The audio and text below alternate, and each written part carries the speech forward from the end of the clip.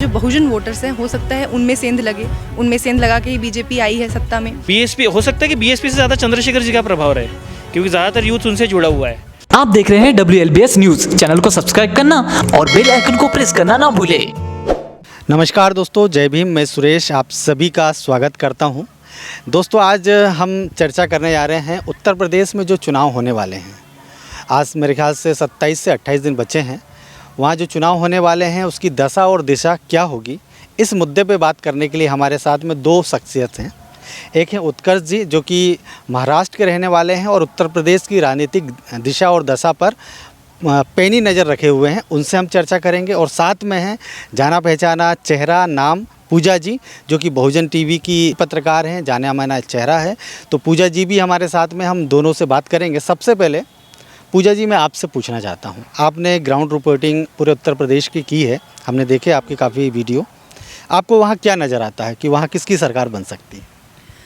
सीधे तौर पे ये किसी एक सरकार का नाम ले देना भविष्यवाणी हो जाएगी, और राजनीति में भविष्यवाणी जैसी कोई चीज़ होती नहीं। तो ये भविष्यवाणी हम नहीं कर सकते। लेकिन कहीं ना कहीं इस वक्त जो हलचल है राजनीति में, और जिस तरीके से हम देख रहे हैं कि छोटी पार्टियां भी अब बड़ा रूप लेके सामने आ रही हैं, जैसे चंद्रशेखर आज़ाद रावण धीरे धीरे विस्तार कर रहे हैं अपनी पार्टी का। अब उन्होंने अकेले लड़ने का फैसला किया है। तो ये कहीं ना कहीं एक चुनौती भरा कदम होगा उत्तर प्रदेश की राजनीति में। लेकिन अभी ये कहना कि जनता का मूड सेट है, जनता ने डिसाइड कर लिया है, ये मुझे नहीं लगता। मुझे लगता है जनता अभी कंफ्यूज है, क्योंकि उनके पास ऑप्शंस अभी धीरे धीरे आ रहे हैं। पहले नहीं थे, पहले उनको लगता था सिर्फ बीजेपी ही है और ऑप्शन ही नहीं है। अब धीरे धीरे जैसे चुनाव नज़दीक आ रहे हैं, ऑप्शंस बढ़ते जा रहे हैं। जैसे अभी चंद्रशेखर गठबंधन में जाने वाले थे, लेकिन अब नहीं गए, अब वो अलग लड़ रहे हैं, तो एक ही ऑप्शन भी आ गया। लेकिन हमें ये भी देखना होगा कि ये सारे ऑप्शंस जो हैं, ये सभी जो वहाँ की बहुजन जनता है, जो बहुजन वोटर है, उनके लिए आ रहे हैं। बाकी आप कहे जैसे कि बीएसपी के बारे में कहा जाता है कि कोर वोटर्स हैं उनके, तो अगर हम ये देखें तो अभी उनको ही बांटने का काम चल रहा है कि जो बहुजन वोटर्स हैं, हो सकता है उनमें सेंध लगा के ही बीजेपी आई है सत्ता में। तो अभी वो डर हर पार्टी को है। लेकिन जिस तरीके से समाजवादी पार्टी एक नए कॉन्सेप्ट के साथ सबको लेकर चल रही है, वो ज़रूर अपने आप में एक अच्छा फैसला है। और उसका असर ज़मीन पे रैलियों में हमने देखा। उनकी जब रैलियां होती थी अखिलेश यादव की, तो जो भीड़ आती थी उसको हमने देखा। लेकिन फिर दूसरा, आप उसी कॉन्सेप्ट को दोबारा ये कह के टाल सकते हैं कि भीड़ से आप अंदाज़ा नहीं लगा सकते वोटर्स का। ये भीड़ है, लेकिन वो भीड़ वोट में तब्दील होंगे, ये कहना जल्दबाजी होगी। तो ऐसे में अभी बहुत जल्दी होगी कुछ भी कहना। जैसे कि मैं अक्सर सुनती हूँ, लोग कहते हैं बीएसपी नहीं है मैदान में, बीएसपी नहीं है मैदान में, बहन जी की कोई सभाएं नहीं हो रही। तो मैं उनको भी यही कहती हूँ कि नहीं, ये बहुत जल्दबाजी होगा आपके लिए कहना। क्योंकि बीएसपी के अगर हम पूरे ट्रैक रिकॉर्ड देखें, तो बीएसपी के जो वोट शेयर है वो ज़्यादा डिफ़र नहीं करते, वो उतने ही रहते हैं। तो ऐसे में किसी के बारे में भी कुछ कहना जल्दबाजी होगी। अब इस चुनाव से ये निर्णायक फैसला ज़रूर हो जाएगा कि बीजेपी का जो विकास का नारा है और जो धरातल पे चीज़ें हैं, लोगों को वो अंतर दिखता है या नहीं, या अभी भी उनका राष्ट्र हित और प्लस विकास का जो मुद्दा है, उस पे लोग ज़्यादा भ्रमित हैं। ये बहुत बड़ी बात होगी। पूजा जी, मैं आपके पास आऊँगा। मैं चाहूँगा कि एक बार और आप विश्लेषण करें। उत्कर्ष जी, मैं आपसे चाहता हूँ कि आप महाराष्ट्र में रहते हुए, इन्होंने तो ग्राउंड रिपोर्टिंग की है, इन्होंने देखा है कि ग्राउंड में क्या है। आपको क्या लगता है, आप सोशल मीडिया देखते हैं, आपको क्या लगता है कि वहाँ उत्तर प्रदेश में कौन भारी पड़ेगा? उत्तर प्रदेश में तो ऐसा है कि बीजेपी का भी है प्रभाव और समाजवादी पार्टी का भी है। समाजवादी पार्टी पिछले इलेक्शन के कंपेयर में मुझे इस बार ज़्यादा स्ट्रॉन्ग लग रही है, क्योंकि कुछ बड़े नेता हैं जो बीजेपी से समाजवादी पार्टी में आए हैं, वो कहीं ना कहीं उनका वोट परसेंट बढ़ाएंगे। ठीक है, बीजेपी ऐसा नहीं है कि बीजेपी इसमें नहीं है, कंपटीशन में नहीं। बीजेपी और समाजवादी पार्टी फ़िलहाल में मुझे दो ही कंपटीशन में लग रही है, क्योंकि समाजवादी पार्टी एक विज़न के साथ। बीएसपी नहीं है? बीएसपी का तो ऐसा बोलेंगे कि अगर उन्होंने ग्राउंड वर्क सही में किए है तो वो होंगे कंपटीशन में, नहीं तो मैं तो उनको भारी रखता हूँ। चंद्रशेखर आज़ाद जी जो है वो टक्कर देंगे। चंद्रशेखर आज़ाद जी आएंगे, उनका प्रभाव रहेगा। अभी तो गोरखपुर से भी लड़ रहे हैं, तो उनका प्रभाव रहेगा। बीएसपी हो सकता है कि बीएसपी से ज़्यादा चंद्रशेखर जी का प्रभाव रहे, क्योंकि ज़्यादातर यूथ उनसे जुड़ा हुआ है। ठीक है ना, कुछ यूथ चंद्रशेखर जी की पार्टी से अपनी पार्टी में इंपोर्ट कर लेना, इसको इलेक्शन कैंपेन या फिर इसको आप प्रचार नहीं बोल सकते पार्टी का, है ना। ऐसे तो कहीं से भी मिल जाएंगे आपको, पर एक जो असर होता है कि विचारधारा का, आज जो यूथ, जो चंद्रशेखर आज़ाद में जो एनर्जी है और जिस तरीके से वो बात करते हैं, एक मुद्दा रखते हैं अपने लोगों का, वैसे बीएसपी नहीं रख पा रही है। और दूसरी बात यह है कि मायावती जी का मीडिया कवरेज भी वैसा नहीं है अभी जैसा चंद्रशेखर जी का है। तो बीएसपी, कई बार बीएसपी के कार्यकर्ता ये आरोप लगाते हैं कि मीडिया कवरेज उसी को मिलता है जिसको कहीं ना कहीं कांग्रेस या बीजेपी का इंटरनल सपोर्ट रहता है। तो ये बीएसपी के लोगों का आरोप आपको कहाँ तक सही लगता है? नहीं, देखो, काम जो करता है ग्राउंड में उसको मीडिया कवरेज मिलता है। अपन बोलेंगे कि अपने लोगों को, अपने जो लीडर हैं उनको मीडिया कवरेज नहीं मिलता, उसमें भी अपने को प्रॉब्लम है, और मिलता है उसमें भी अपने को प्रॉब्लम है। तो फिर अपन किस तरफ जाएंगे? मिल रहा है कवरेज तो अच्छी बात है ना, क्योंकि मायावती जी को नहीं मिल रहा है। अब उनके पार्टी का ग्राउंड वर्क कैसा है मुझे नहीं पता, पर मायावती जी तो हमको टीवी में आजकल देखने नहीं मिलते, कभी कभार ही आ जाते हैं तो तब देखने मिलता है। पर चंद्रशेखर आज़ाद जी कंटिन्यूस ग्राउंड में है और उनका अस्तित्व दिख रहा है पार्टी में अभी उत्तर प्रदेश की ज़मीन पे। अच्छा पूजा मैडम, जैसे ये बोल रहे हैं कि चंद्रशेखर आज़ाद जो है, हो सकता है कि वो टक्कर दे दे, या हो सकता है कि बीएसपी से ज़्यादा प्रभाव वो छोड़ दें, आपको क्या लगता है? नहीं, बीएसपी से ज़्यादा प्रभाव, इससे मैं डिफ़र करती हूँ। मुझे नहीं लगता कि बीएसपी से ज़्यादा प्रभाव चंद्रशेखर अभी छोड़ पाएंगे, क्योंकि आपने जो कहा वो सही है कि युवाओं पे उनका प्रभाव ज़रूर है, और ख़ास करके जो बहुजन समाज के युवा हैं उनका जो एटीट्यूड है, जिस तरीके से खुद को उन्होंने ग्रूम किया है, उससे बहुत प्रभावित हैं। और जिस तरीके से वो काम करते हैं, आंदोलन करते हैं ज़मीन पे आके लोगों के बीच में, बेहद प्रभावशाली है वो व्यक्तित्व उनका। लेकिन व्यक्तित्व का प्रभावशाली होना एक पूरे बड़े संगठन को टक्कर दे पाए, बीएसपी एक मिशन है और ये मिशन बहुत लंबा चला आ रहा है। आपको पता होगा कि काशीराम साहिब ने भी बहुत बार चुनाव हारने के बाद बीएसपी आई है धरातल पे, बहुत मुश्किल से वो राजनीति में अपनी आज की पैठ बना पाई है। तो ऐसे में वो राजनीतिक इतिहास, और दूसरी तरफ अभी एक राजनीति में नए नए आए चंद्रशेखर।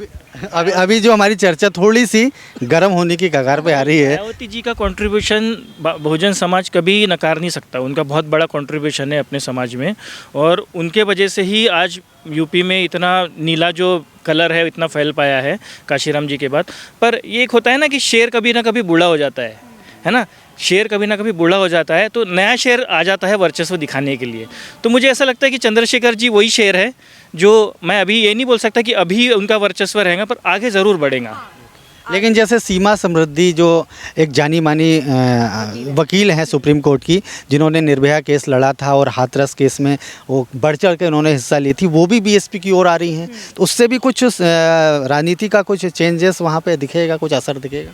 अगर उनको विधानसभा किसी सीट पे उतारा जाता है तो बीएसपी को, मेरा ऐसा मानना है कि इसको यूज़ करना चाहिए, इस चेहरे को उनको यूज़ करना चाहिए। अगर वो किसी भी सीट से उनको उतारते हैं तो सीमा समृद्धि एक ऐसा नाम है कि लोग उनको वोट करेंगे। तो बीएसपी के लिए एक प्लस पॉइंट ज़रूर ऐड ऑन हो गया है सीमा जी के आने से बीएसपी में। ये एक अच्छा फैसला है, और बीएसपी में ही वो क्यों आई, अब लोगों में ये भी एक सवाल आएगा कि उन्होंने बीएसपी को क्यों चुना, और भी पार्टियां हैं। तो इससे भी कहीं ना कहीं लोगों के मन में ये चीज़ आएगी कि बीएसपी लोगों के जहन में है, अभी भी वो जो कनेक्शन है, जो मिशन से जुड़े हुए लोग हैं अभी भी हैं, उस बात को लोग समझेंगे। और सीमा मैम के आने से मुझे लगता है कि हाँ, कहीं ना कहीं उनको एक प्लस पॉइंट मिला है, ऐड ऑन हुआ है। और जहाँ तक बात आपने मीडिया कवरेज की तो मैं एक चीज़ ज़रूर ऐड करना चाहूँगी कि मीडिया कवरेज बीएसपी को ऐसा नहीं है कि आप अब नहीं मिल रहा। जब सत्ता में थी तब भी हम देखते थे कि मीडिया कवरेज, उनके कामों को उतना तवज्जो नहीं दी जाती थी। प्रशासन बेहतरीन रहा उनके काल में, ये बात सभी कहते हैं, लेकिन उसके बाद भी उसको तवज्जो नहीं दी जाती थी। तो इस वजह से बार बार बहन जी भी कहती हैं कि जो जातिवादी मीडिया है, वो अक्सर अपने प्रेस कॉन्फ्रेंस में इसको कहती रहती हैं कि जातिवादी मीडिया है वो हमें दिखाती नहीं। तो इस वजह से भी मुझे लगता है कि जो अभी ओपिनियन पोल्स आ रहे हैं वो भी उनको इग्नोर करके चल रहे हैं, लेकिन थोड़ी ये जल्दबाजी हो जाएगी अगर हम ऐसा कहें तो बीएसपी के बारे में। उत्कर्ष जी, आप? बीएसपी, मैंने ये नहीं बोल रहा कि बीएसपी रेस में नहीं है, बीएसपी सत्ता ले लेंगी, मुझे ये नहीं दिख रहा है। बीएसपी का सत्ता पे पहुंचने का, यूपी के विधानसभा में पहुंचने का मुझे नहीं आसार लग रहा है। पर ऐसा नहीं है कि रेस में वो है, पर अपने को ये देखना है अभी कि चंद्रशेखर जी की जो पार्टी है वो आगे रहेंगी या बीएसपी आगे रहेंगी। फिलहाल कंपटीशन इसमें है, सत्ता पे तो समाजवादी पार्टी या बीजेपी आएंगी, उसमें से कोई। फिर जो बात आपने यहाँ पे ये कही, मैं एक और चीज़ ऐड कर दूँ कि आपने जो कहा कि जो नेता आ रहे हैं, बड़े चेहरे, बहुजन समाज के जो बड़े चेहरे समाजवादी पार्टी में अभी आए हैं, उसका फ़ायदा होगा समाजवादी पार्टी को। लेकिन आप ये भूल गए कि वो वही चेहरे हैं जो 5 साल सत्ता में बीजेपी के रहे हैं, और जो कुछ लोगों ने सहा है उसके लिए वो दोषी हैं। वो चेहरे दोषी हैं। तो वो ज़रूर आए हैं समाजवादी पार्टी में, लेकिन 5 साल का अपना कार्यकाल लेके आ रहे हैं, उसको छोड़ के नहीं आ रहे हैं। मतलब दल बदलुओं की नहीं, उसमें समाजवादी पार्टी को फ़ायदा यहाँ हो रहा है कि जो स्वामी प्रसाद मौर्य है, बहुत बड़े लीडर है बहुजनों के, वो समाजवादी पार्टी में आए हैं, तो उसका काफ़ी असर होगा, उसका नुकसान बीजेपी को। लेकिन 5 साल वो क्या कर रहे हैं? सत्ता की मलाई उन्होंने चखी और उसके बाद उनको लगा कि उनके बेटा बेटी को शायद टिकट नहीं मिलेगा या उनका राजनीतिक भविष्य ठीक नहीं है, तो ऐसा लोगों का आरोप है, तो वो समाजवादी पार्टी में गए। आप क्या कहें? नहीं सुरेश जी, ऐसा है कि उनके ऊपर अपन प्रश्न चिन्ह नहीं कर सकते, क्योंकि आप देखना उनकी पूरी फैमिली बुद्धिस्ट है, वो अपने आप में बहुत बड़ी बात है ना। हम तो यहाँ महाराष्ट्र में तो कॉमन है, पर ऐसे बड़े लीडर जो बुद्धिज़्म फॉलो करते हैं, उनकी जो बेटी है संघमित्रा मौर्य, वो भी बुद्धिज़्म फॉलो करती है, तो ऐसे लोगों के ऊपर अपन प्रश्न चिन्ह नहीं खड़ा कर सकते कि उनकी आइडियोलॉजिकली वो डिफरेंस है। वो आइडियोलॉजिकली बहुत स्ट्रॉन्ग है ना। अपन ये नहीं बोल सकते कि बीएसपी से बीजेपी में गए, बीजेपी से अभी समाजवादी पार्टी में आए तो वो अपनी आइडियोलॉजी भूल गए, विचारधारा भूल गए। नहीं, ऐसा नहीं है। आज भी वो अम्बेडकर राइट है, और मुझे ऐसा लगता है समाजवादी पार्टी में जाकर या बीएसपी में जाकर आगे चल के चंद्रशेखर आज़ाद जी के साथ भी आकर वो अम्बेडकर राइट ही रहेंगे, कोई भी पार्टी में जाए। तो आखिरी में आप दोनों से मैं यही जानना चाहता हूं कि उत्तर प्रदेश में जिस प्रकार की अभी स्थितियां निर्मित हो रही हैं, और उत्तर प्रदेश में जैसे चंद्रशेखर ने कहा कि मैं गोरखपुर से चुनाव लड़ूंगा, कहीं ना कहीं उन्होंने योगी आदित्यनाथ के चेहरे को या हो सकता है उनको घेरना चाह रहे हैं। आपकी क्या ऐसा वो जब वहाँ चुनाव लड़ेंगे तो उससे ऐसा क्या कुछ चेंजेस नज़र आएगा?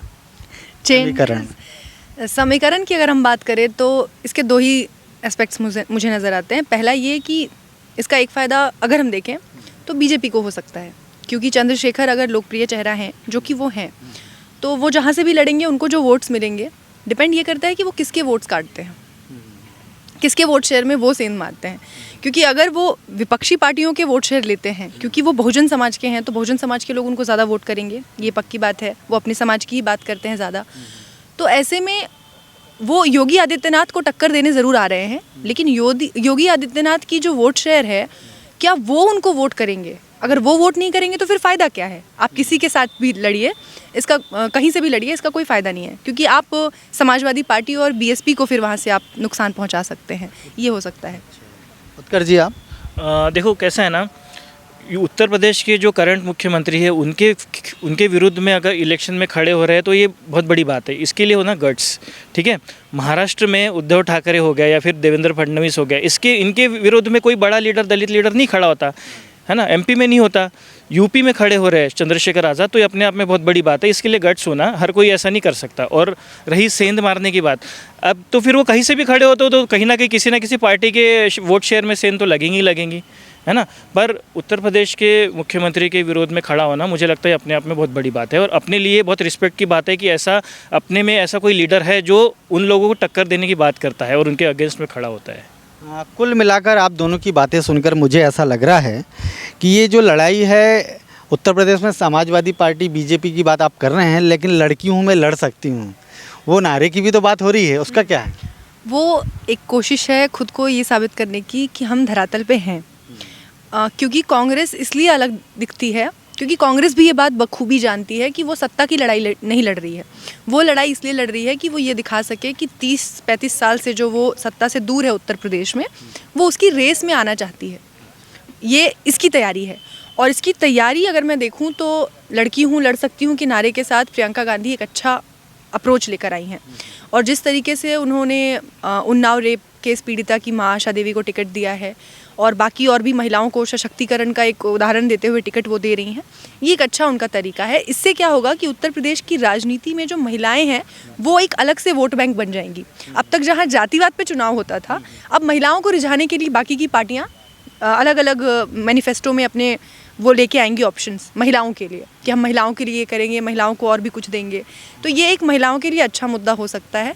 लेकिन मुझे ऐसा लगता है कि कांग्रेस सत्ता की लड़ाई नहीं लड़ रही है, वो सिर्फ ये दिखाने की लड़ाई लड़ रही है कि वो ज़मीन पे है।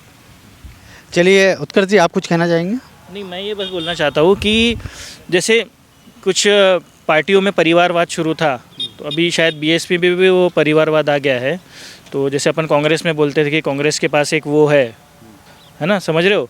तो अभी अपन ये भी बोलेंगे ना, बीएसपी के पास भी एक वो है ना। तो सिमिलरिटी वही आ गई परिवारवाद की। आज के लिए इतना ही। हमने जो बातें की आपको कैसी लगे आप कमेंट बॉक्स में ज़रूर बताइएगा।